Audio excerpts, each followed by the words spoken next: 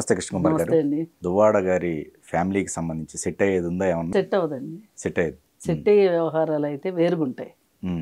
రోగం రట్టు ఇల్లు గుట్టు అంటారు.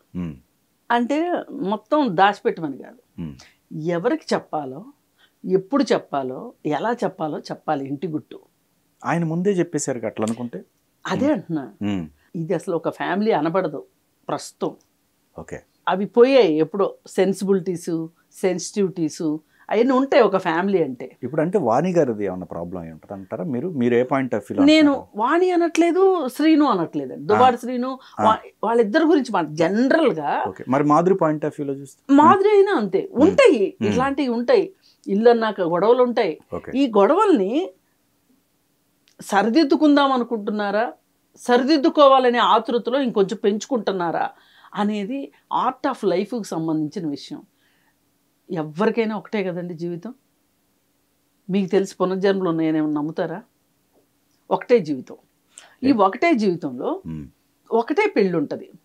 ఒకవేళ పొరపాటున చనిపోతేనో, లేదు విడాకులు తీసుకుంటేనో ఇంకొక పెళ్ళి అనేది జీవితంలో ఉంటుంది. ఒక మనిషికి 2 పెళ్ళిళ్ళు ఆడకైనా మక్కైనా కుదరదు. కానీ సంబంధాలు ఉంటాయి. ఈ సంబంధాలు ఎలా ఉంటాయి? కొంతమంది తెలుసో తెలియకో మీడియాలో కూడా అక్రమ సంబంధాలు అంటున్నారు. అక్రమ సంబంధం, సక్రమ సంబంధం అనేది ఏది ఉండదండి. వివాహేతర సంబంధం, సింపుల్గా సహజీవనం ఇలాంటివే ఉంటాయి. అయితే ఈ పర్టిక్యులర్ వీళ్ళ విషయానికి వచ్చేసరికి అండి, వీళ్ళు రాజకీయ నాయకులు అవ్వటం, పైగా దువ్వాడ శ్రీను క్యారెక్టర్ ఏదైతే ఉందో ఒక అగ్రెసివ్ ఎమోషనల్ క్యారెక్టరు. బహుశా ఈవిడికి అదే నచ్చింది అప్పట్లో.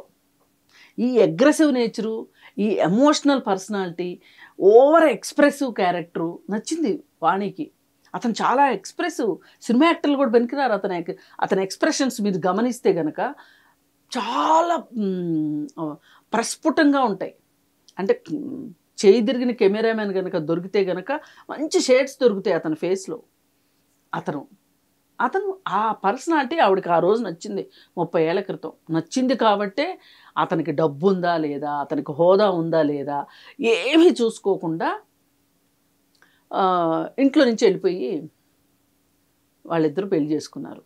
తరువాత మళ్ళీ పెద్దవాళ్ళు తీసుకొచ్చుకొని ఇతను రాజకీయ జీవితానికి పనికొస్తాడు అని వాళ్ళ ఫాదర్ నమ్మి రాజకీయ వారసుడిని చేసుకున్నాడు, అల్లుడిని. సరే, కూతురుకు కూడా ఎంతో కొంత రాజకీయ వారసత్వం ఇచ్చాడు. బాగానే సాగుతూ ఉంది. వాణి ఒక వ్యాలిడ్ పాయింట్ చెప్పింది చెప్పకనే. ఆయన మొదటి నుంచి చాలా అగ్రెసివ్ క్యారెక్టరు. ఆయన నలుగురిలోనూ గుర్తింపు తెచ్చుకోవాలనుకుంటాడు. ఏదంటే అది మాట్లాడేసి గుర్తింపు తెచ్చుకోవాలనుకుంటాడు. అందరి దృష్టిలో పడాలనుకుంటాడు. దీనివల్ల కొన్ని సమస్యలు కూడా వచ్చినాయి ఆయనకి. అలాగే ఇలాంటి దానికోసం ఏదైనా ఖర్చు పెట్టడానికి వెనకాడడు. అందుకే మాకు ఎంత ఆదాయం వచ్చినా సరే పార్టీని నడపటానికి, చుట్టుపక్కల మంది మార్బలాన్ని నడపటానికే మా డబ్బులన్నీ అయిపోయినాయి. మాకు ఎప్పుడు ఫైనాన్షియల్ క్రైసిస్ ఉన్నాయి. ఇలాంటివన్నీ చెప్పుకుంటూ వచ్చింది. ఇలాంటివన్నీ ఏంటి, ఒక కుటుంబంలో ఒక వ్యక్తి ఎవరైతే ఆ కుటుంబం మొత్తాన్ని నడుపుతూ, రాజకీయ జీవితాలు నడుపుతూ ఇవన్నీ చేసే వ్యక్తి యొక్క లక్షణాలు ఆవిడ చెప్పకుండానే చెప్పింది. మరి రాజకీయ నాయకుడు అంటే మంది మార్బలం ఉంటుంది కదా, ఖర్చులు ఉంటాయి కదా. మరి ఈ పరిస్థితుల్లో అతని పర్సనాలిటీని, అతను ఒక అగ్రెసివ్ పర్సనాలిటీ. 10 మందిలోనూ గొప్ప కోసం, 10 మందిలో ఒకడుగా క్లియర్ కట్గా కనిపించడం కోసం అతను ప్రయత్నం చేస్తూ ఉంటాడు. అందరి దృష్టిని ఆకర్షించాలనుకుంటాడు. ఎంతటి సాహసమైనా చేస్తాడు. ఇలాంటివన్నీ చెప్పింది ఆవిడ. అంటే ఎన్ని దువ్వాడ శ్రీనివాస్ క్యారెక్టర్స్.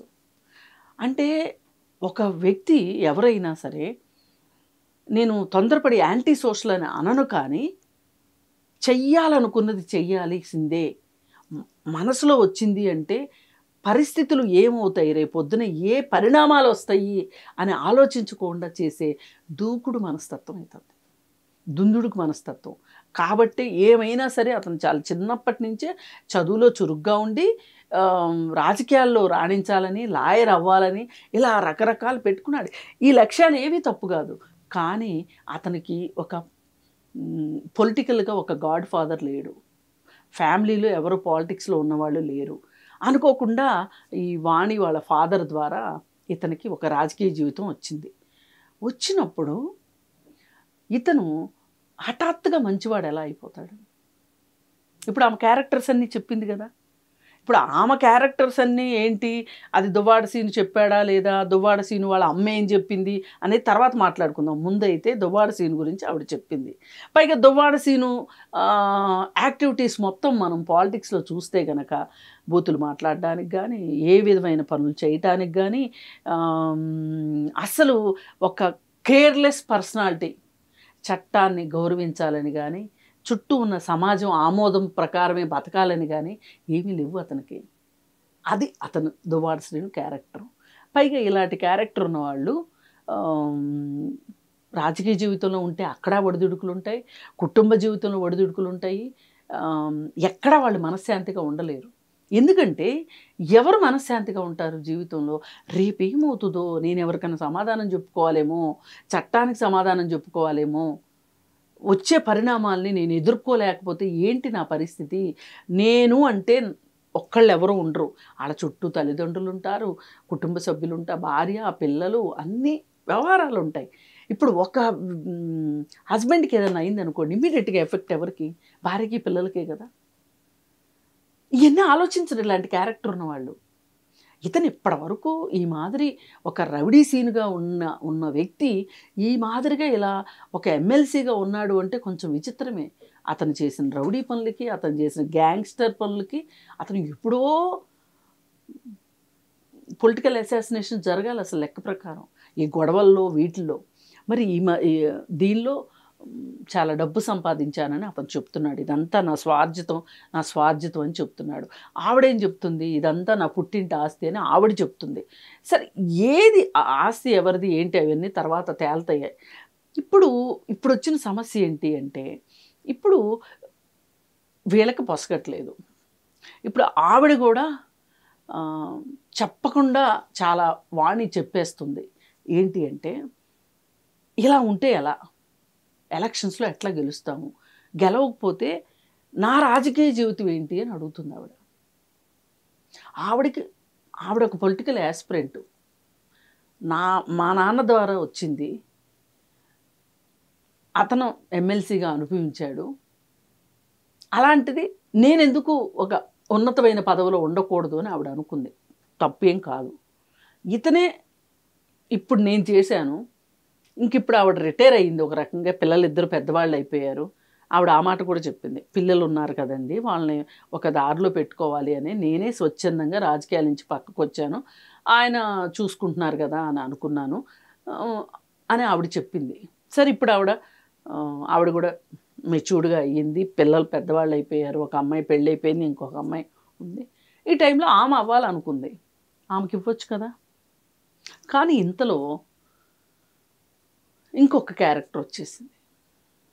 ఈ క్యారెక్టర్ వచ్చేలోపు మనం ఇంకొక మాట కూడా ఏం చెప్పుకోవాలంటే, ఈ దువ్వాడ సీను మదర్ది కూడా నేను ఇంటర్వ్యూ చూశాను. ఆవిడేం చెప్తుందంటే, వాణిని చాలా పెద్ద గయ్యాళిగా చిత్రీకరిస్తుంది. అసలు వాళ్ళ నాన్నకి ఏమీ లేదు అని చెప్తుంది. వాళ్ళ నాన్న వల్లే వచ్చాయి ఇవన్నీ అని చెప్తుంది, తగాదాలన్నీ వాళ్ళ నాన్న వల్లే వచ్చాయని చెప్తుంది. 30 ఏళ్లలో నేను ఏ రోజు వాళ్ళ ఇంటికి వెళ్ళలేదు. పెద్ద కూతురు పెళ్ళప్పుడు మట్టుకు ఏదో రాట వేసిన రోజు ఒకసారి అలా వెళ్ళి అలా వచ్చేసాను.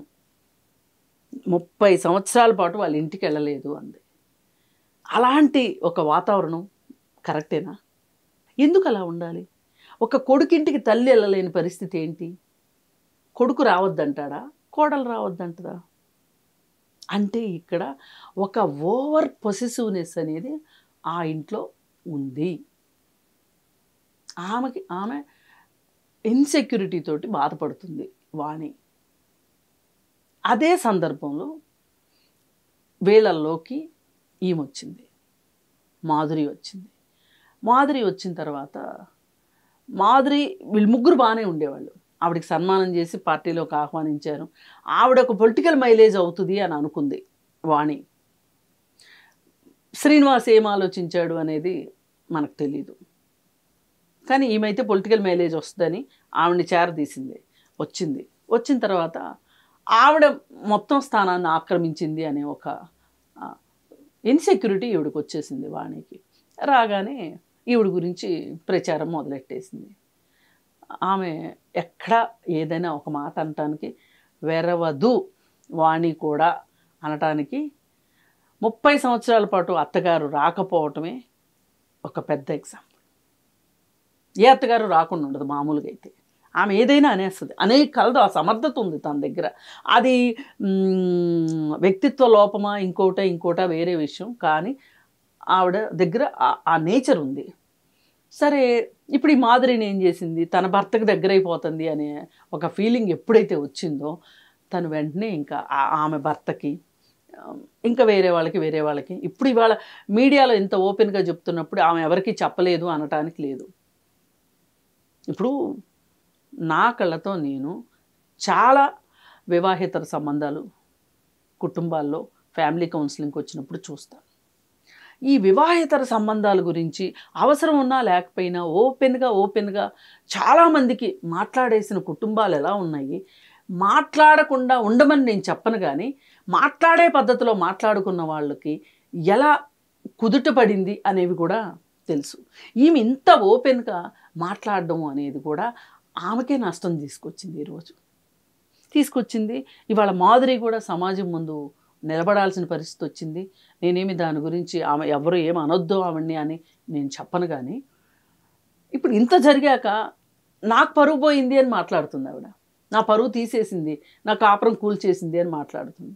నీ కాపురం ఎప్పుడో కూలిపోయింది. కూలిపోతేనే నువ్వు ఇక్కడ ఉంటున్నావు, మీ ఆయన అక్కడెక్కడో ఉంటున్నాడు.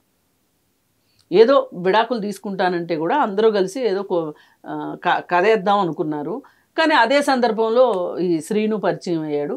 ఇలా ఇప్పుడు ఈమె ప్రశ్నించటానికి ఎవరు, వాణి ప్రశ్నించటానికి వారిద్దరికీ సంబంధం ఉంది కాబట్టి, అది నాకు ఇబ్బంది కలుగుతుంది కాబట్టి, మానసిక ప్రశాంతత లేదు కాబట్టి అని చెప్పి అతని మీద కేసు పెట్టడానికి, అతని దగ్గర నుంచి విడాకులు పొందటానికి ఈ ఈ వ్యవహారం పనికొస్తుంది తప్పితే అతన్ని శిక్షించడానికి పనికిరాదు. ఎందుకంటే మన సుప్రీంకోర్టు ఏం చెప్తుంది అంటే, బైగమి గురించే మాట్లాడుతుంది, బహుభార్యాతత్వం గురించే మాట్లాడుతుంది. కానీ పెళ్లి చేసుకోకుండా ఎవరితోనైనా ఉండొచ్చు అనేది కూడా చెప్తుంది. ఈ పెళ్ళయింది అనడానికి ఫోటోలన్నా ఉండాలి, ఎక్కడన్నా రిజిస్ట్రేషన్ చేసుకున్నదైనా ఉండాలి, లేదంటే ఇప్పుడు మనకి గుర్తింపు సంఖ్య వచ్చింది కదా, ఏది ఆధార్లో అయినా వీళ్ళు భార్యాభర్తలనైనా ఉండాలి. వీళ్ళకి సంతానం పుడితే కనుక ఆ సంతానాన్ని స్కూల్లోనూ ఎక్కడో చేర్పించేటప్పుడు ఫాదర్ అనైనా ఉండాలి. ఇలాంటి ఏమీ లేకోకుండా వాళ్ళకి పెళ్ళయింది అని మనం చెప్పలేము. ఆ పెళ్ళిని మనమే ఎలిగేషన్ చేస్తున్నాం కాబట్టి ఆ పెళ్ళిని నిరూపించగలగాలి. ఇది చట్టం చెప్తుంది. ఈ పరిస్థితుల్లో ఈమె వాణి ఏం చేయగలదు, శ్రీనివాస్ ఏం సమాధానం చెప్పుకుంటాడు, ఈ మధ్యలో వచ్చిన మాధురి ఏం చెప్తుంది అనేది వేచి చూడాల్సిన విషయమే. కాకపోతే అసలు ఈ మొత్తం ఇంత గందరగోళం ఎందుకు అవుతుంది? ఇదంతా మనం ఒక ఫ్యామిలీ రిలేషన్స్లో మనం కుటుంబ వ్యవహారాల్లో కుటుంబ సంబంధాల వరకు మనం ఇప్పుడు మాట్లాడుకున్నాం. అసలు ఇది ఎంత ఇదేదో పెద్ద విస్ఫోటనం లాగానో, లేకపోతే ఆంధ్రప్రదేశ్కి ఒక ఏమంటాం దాన్ని, ఏదో పాసర్లపూడి ఏదో జరిగిందని అక్కడ పెట్రోల్ విస్ఫోటనం జరిగింది అంత లెవెల్లో మాట్లాడుకుంటున్నారు.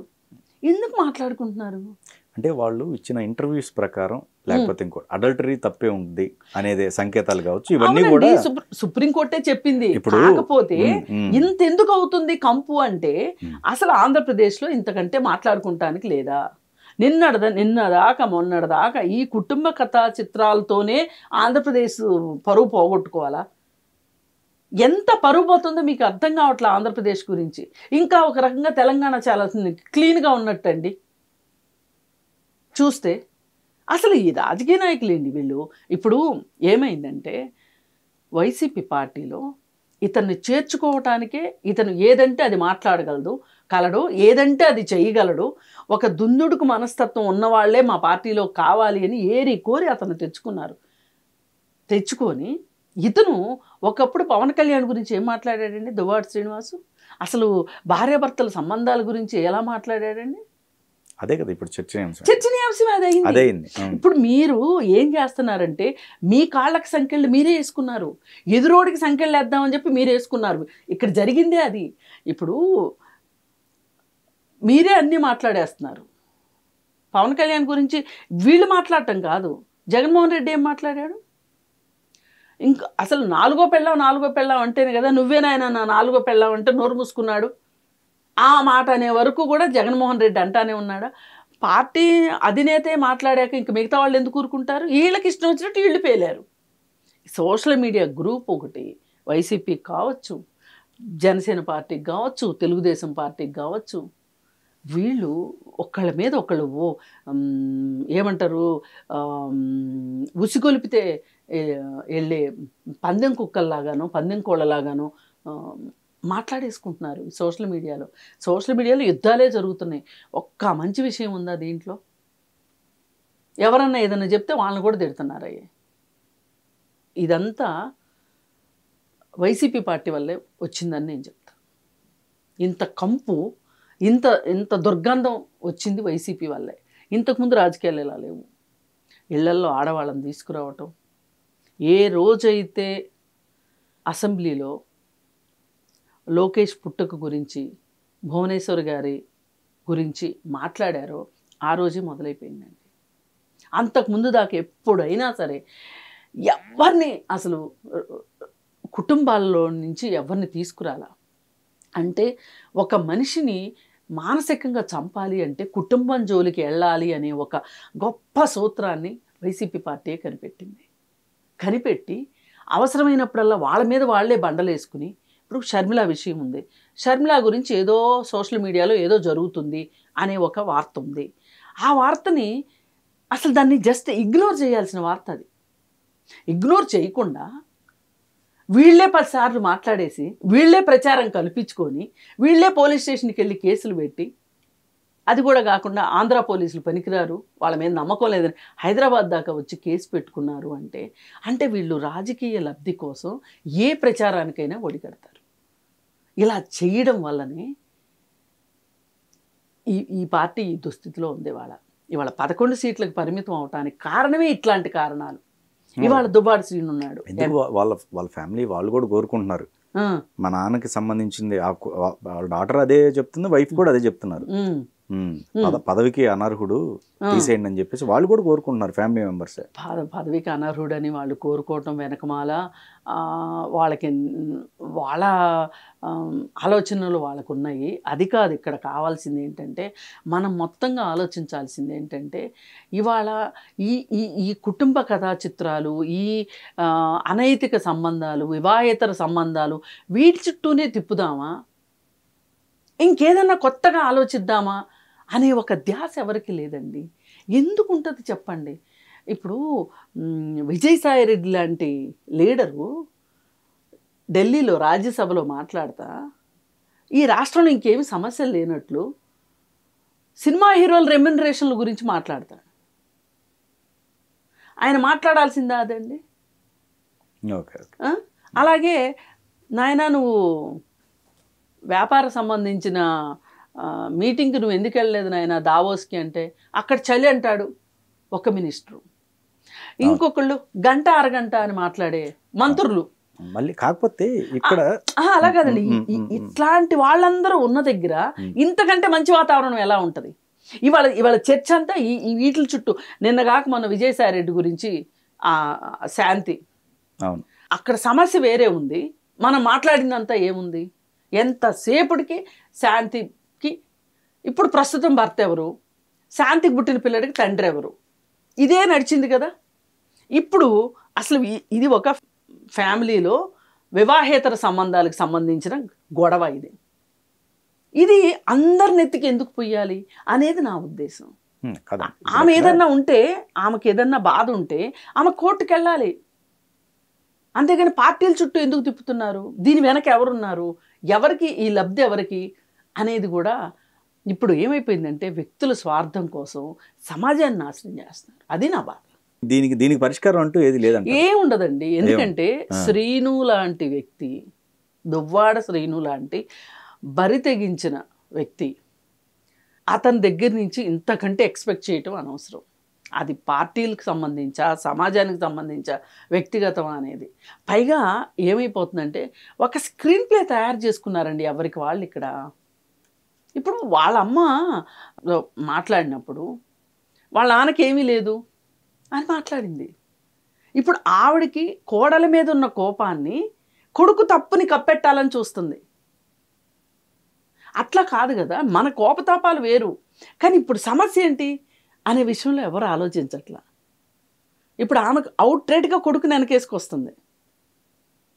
ఇప్పుడు ఆ ఒక్క ఇంటర్వ్యూనే విన్నావు అనుకోండి, ఏమర్థం అవుతుంది? ఓహో నిజమే కావచ్చు, వాణి తండ్రి ఆయన బొక్కా పకీరు కావచ్చు అని.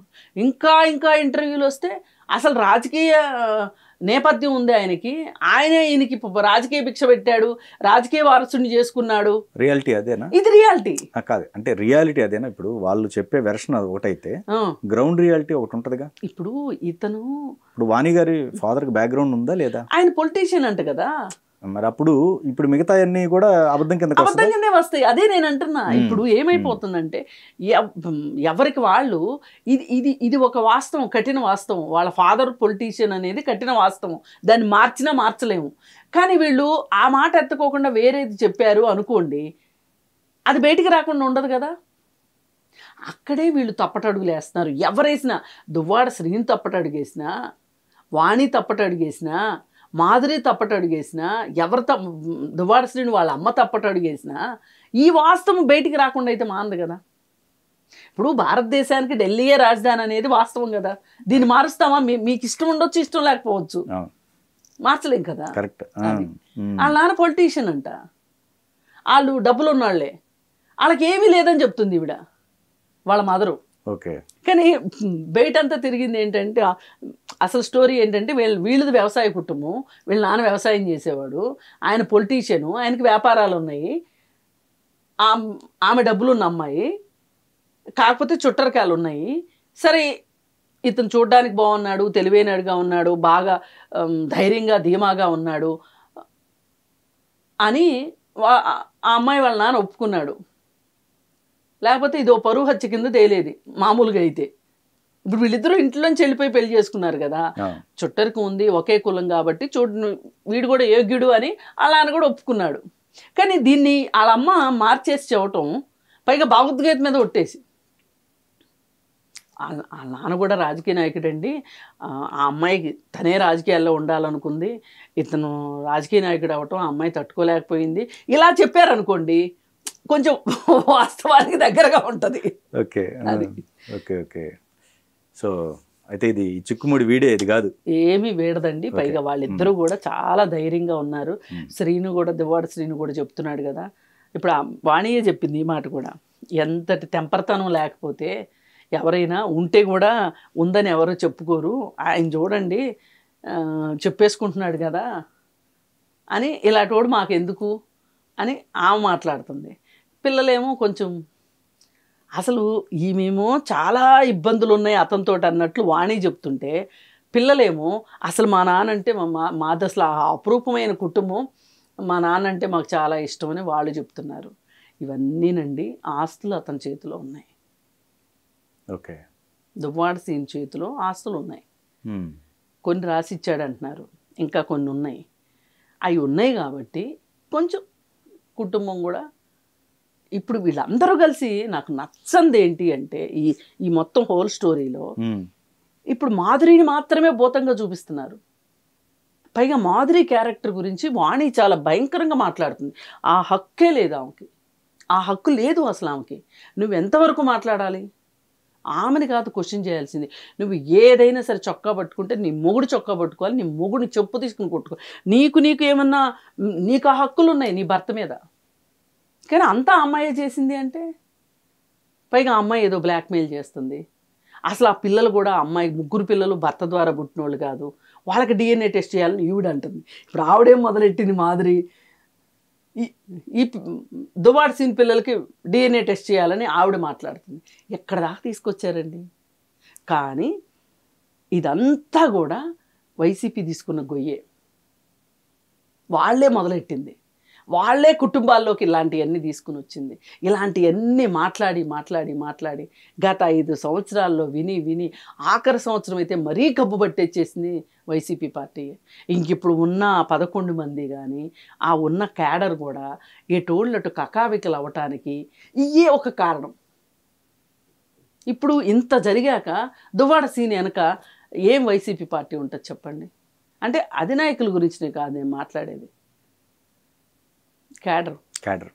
క్యాడరు ఏ నమ్మకంతో ఉంటుంది? పైగా అతను ఇంతవరకు ప్రత్యక్ష ఎన్నికల్లో ఒక్కసారి కూడా గెలవలేదు, 3 సార్లు ఓడిపోయాడు. కానీ పాపం ఏ మాటగా మాట అదృష్టం చాలా దగ్గరగా వచ్చి ఒక ఎంపీ 8,000 ఓట్లతో ఓడిపోవటం అంటే చాలా బాధాకరమైన విషయం. మొన్న కూడా ఓడిపోయాడు. మొన్నంటే ఇది ఒక గాలి అనుకోండి, అంతకుముందు ఎలక్షన్లో కూడా ఓడిపోయాడు.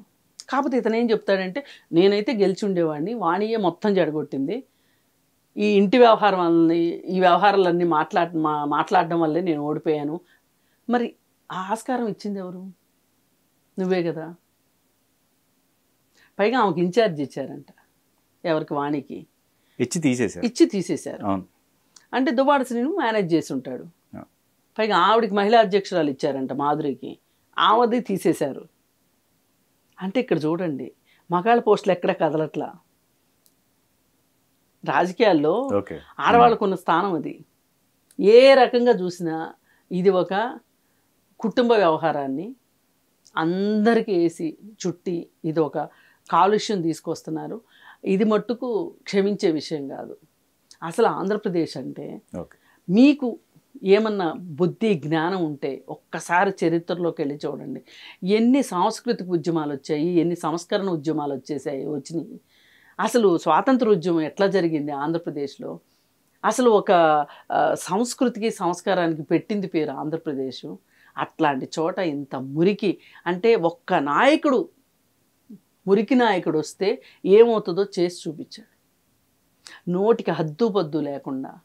అంటే ఇవన్నీ మనం ఎందుకు ఇక్కడ కలగలిపి మాట్లాడాల్సి వస్తుందంటే, ఇవేవి విడివిడి విషయాలు కాదు, అన్నీ కలిపిన విషయాలే.